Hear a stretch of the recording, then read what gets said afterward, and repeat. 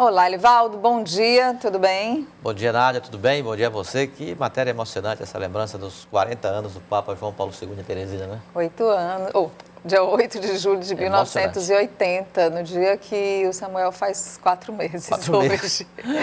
Elivaldo Barbosa, vamos falar sobre a oposição que cobra a aplicação dos recursos da educação. É verdade, Nádia, já estão nos cofres do governo 1,6 bilhão de reais. A oposição na Assembleia Legislativa cobra um plano de aplicação desses recursos. Segundo os governistas, esse plano já existe e pode impulsionar a educação no Piauí.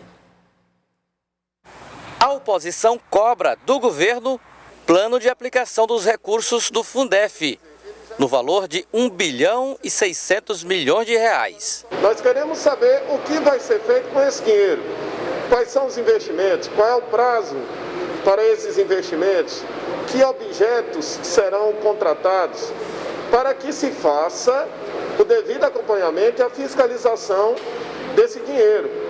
O governista Fábio Novo assegura que o governo saberá dar boa aplicação aos recursos em prol do setor da educação no estado. A secretaria está fazendo um levantamento das obras que são importantes e necessárias de reformulação das escolas, não só obras, mas também no campo de um grande projeto de alfabetização para o estado. Então, eu acredito que nesses próximos 2 anos e meio, nós vamos dar um salto muito grande.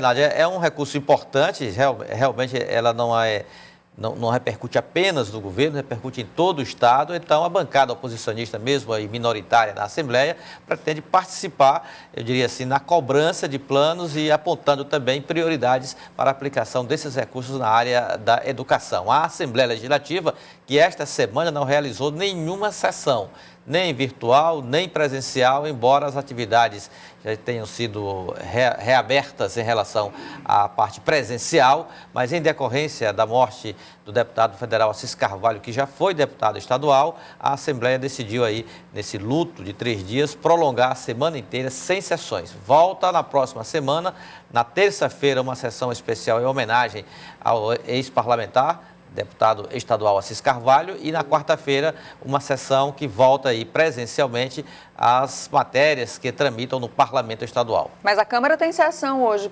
com presença de vereadores. É verdade, a Câmara Municipal de Teresina iniciou na segunda-feira as atividades presenciais, testagem de colaboradores e os mais diversos setores do Poder Legislativo da capital, e hoje será para valer a primeira sessão presencial nesse retorno à Câmara.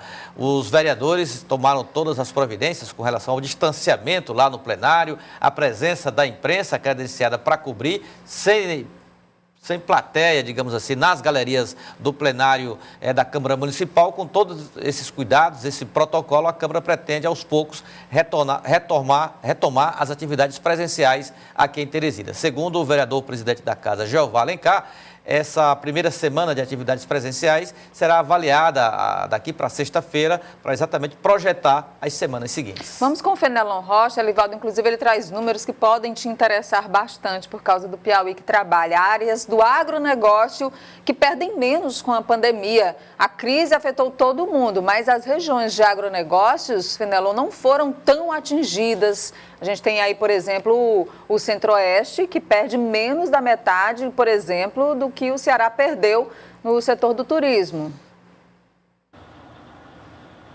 É verdade, Nádia. A gente tem um impacto muito grande da pandemia na economia como um todo. O agronegócio está tendo um desempenho positivo, ao contrário do restante quase total da economia. E as áreas onde o agronegócio tem força, tem um desempenho diferenciado. Vamos ver aqui numa tela, mostrando que, por exemplo, os dados do IBGE referente à retração da economia em março e abril foi de 15, em média, 15,29%. No caso de estados que dependem da indústria, do turismo, esse impacto é, às vezes, maior. O Ceará, que tem um peso do turismo, foi de quase 16%, e do Amazonas, onde a Zona Franca de Manaus praticamente parou tudo, lá o impacto negativo foi de mais de 21%.